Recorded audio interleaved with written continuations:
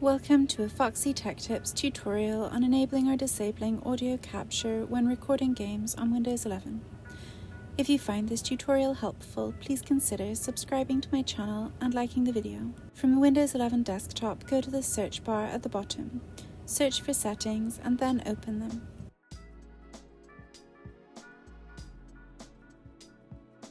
In Settings, select Gaming.